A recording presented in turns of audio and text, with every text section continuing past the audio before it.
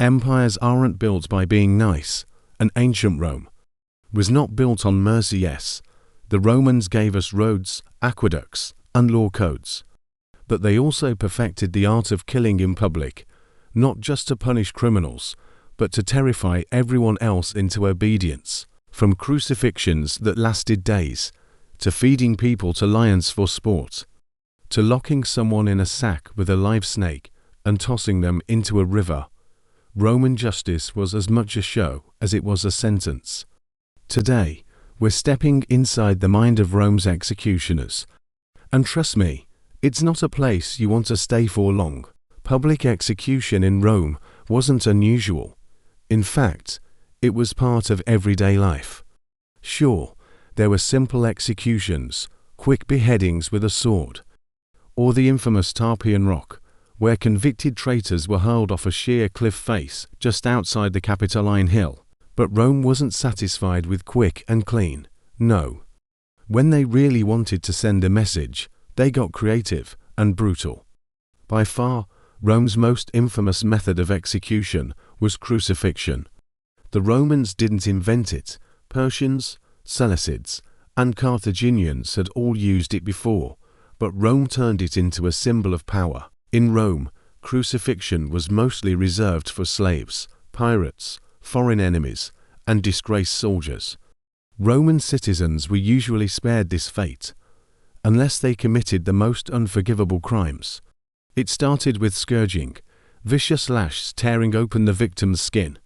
Then came the humiliation, carrying the patibulum, the heavy crossbeam, through crowded streets to the place of death. Once there, the victim's arms would be stretched across the beam, either tied or nailed through the wrists.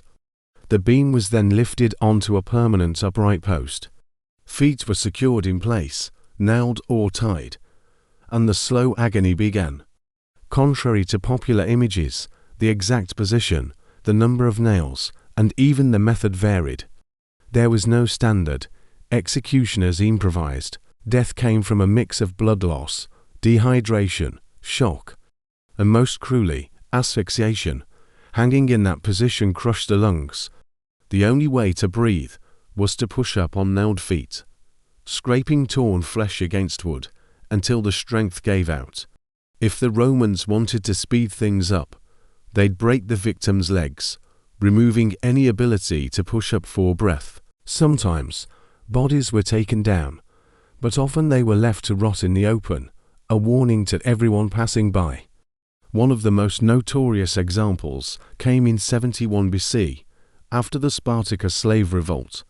General Marcus Licinius Crassus crucified 6,000 survivors along the Appian Way from Capua to Rome, a highway of death stretching 4 miles. Crucifixion continued until the 4th century AD, when the Christianized empire, for obvious reasons, finally banned it.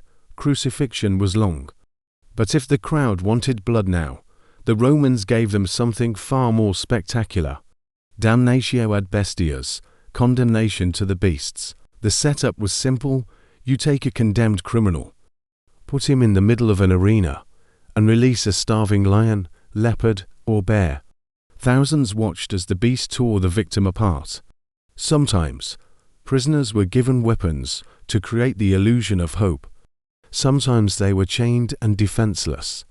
The goal was never fairness, it was entertainment. Exotic animals from across the empire were shipped to Rome: Barbary lions from North Africa, leopards from the east, crocodiles from the Nile.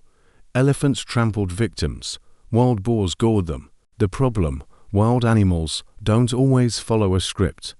They'd get nervous around huge crowds and refuse to attack. That's where the Bestias, animal handlers, came in.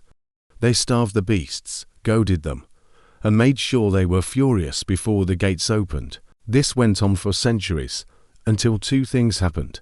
The gladiator games began to lose popularity, and Rome's animal supply ran dangerously low. Centuries of slaughter had pushed many species to the brink. It was one of the earliest man-made ecological disasters in history, but Rome saved its most bizarre punishment for one of the worst crimes imaginable: parricide, killing a parent or close relative. Executioners could throw such criminals to the beasts. But there was an older, rarer sentence, poena cullei, the punishment of the sack. The condemned was sewn inside a leather sack and thrown into a river to drown. But sometimes, executioners added company inside the sack: a dog, a monkey, a rooster, and a venomous snake. Imagine being trapped in the dark, thrashing in freezing water, while a panicked dog bites you, a monkey claws at you, a snake strikes blindly, and a rooster, well, flaps in chaos. It was a nightmare designed to punish in both body and mind. The first recorded use was in 101 BC, when a man named Publius Malleolus killed his mother. Early accounts mention no animals. That addition came later. This strange penalty vanished with Rome's fall, but oddly reappeared in parts of medieval Europe. In 1548, a miller was executed this way, though only a dog and cat escaped the sack. At its height, Rome ruled up to a quarter of the world's population. It maintained that grip not just with armies and walls, but through fear. Public, imaginative, and horrifying executions were reminders that Rome's law was absolute. Defy it, and you'd not only die, you'd die in a way people would remember for the rest of their lives. Rome gave us civilization, and it gave us some of the most nightmarish punishments in history. And maybe that's the real paradox of the Roman Empire. The same culture that built enduring monuments also built ingenious ways to destroy the human body. Because in Rome, justice wasn't just about ending a life. It was about putting on a show.